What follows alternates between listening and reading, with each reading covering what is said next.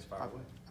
Obviously, you said the goal this week was kind of self-evaluating. I mean, how has the first 3 days of that kind of gone for you? Good. A lot of really good work yesterday and today. Coaches will hit the road recruiting. Players will run and lift tomorrow, and then have Friday and Saturday off. But it's been good. A lot of good work. A lot of third down and red zone work.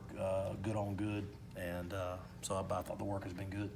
I know you guys said you were going to focus on yourselves this week, but have you had a chance to start on South Carolina preparation? Coaches wise, yes, we have a few of the third down plan and some of the red zone stuff. We have looked at and practiced a little bit, but the majority of it has been on ourselves. When it comes to red zone, how do you gauge, I guess, that you're kind of more efficient or making progress in practice? Just go execute. You know, I mean, we got good enough players, and the plays are there. We just got to go out there and execute. I mean, there's not there is no magic or secret. You just go out there and you execute, and you make plays, and we're plenty capable, and we'll do it. Noticed yesterday you got back pretty physical. Yeah, physical yesterday and today. A lot of good versus good. Maybe not quite as long as a normal practice, but short, quick, crisp work, and not a whole bunch of meetings, so they feel like they are getting a break, but still getting the good work, and you're not losing your timing and things like that. Matt, with tackling being an issue in games sometimes, how do you handle that in practice from a physicality standpoint? How far do you push that bubble? Well, I think you just do a good job of thudding. We call it a thud period, where you got to get into the right fit. You don't want to take them all the way to the ground, but you do get in good thud instead of tagging off and all that stuff. But just getting good thud work and getting your body in good positions, you can get better by doing that. Miller. CJ's practiced both days. We've kept Kim Webster and Dawson Knox inside, and Javian Hamilton inside, just to get them rested and get them healed up. They were all been playing, less than 100%. So hopefully we get those guys back to 100% by Victor.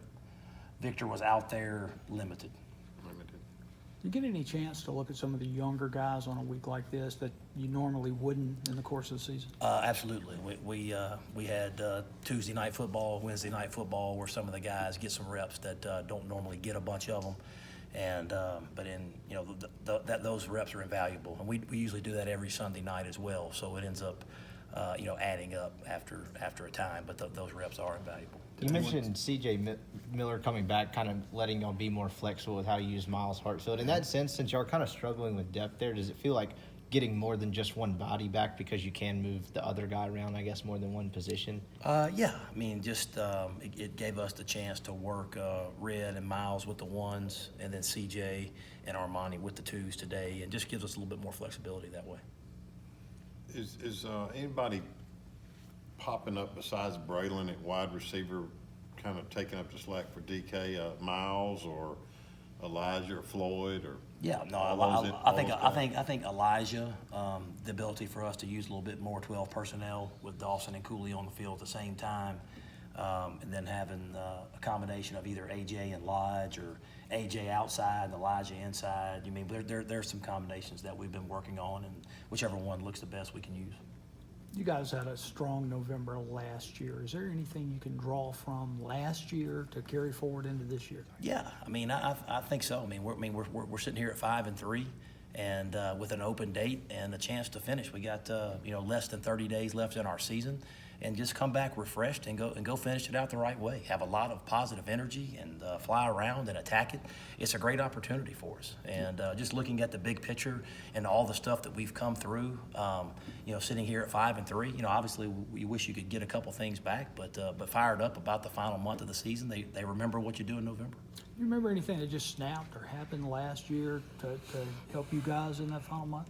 Going on the road, winning a big game at Kentucky was huge. Obviously a close game that you drive down there and you win. But again, it's in this league, it's tough. That's a very fine line between wins and losses. And I think obviously you just got to go play well, be consistent, get a few turnovers, make plays in the red zone, get off the field on third down.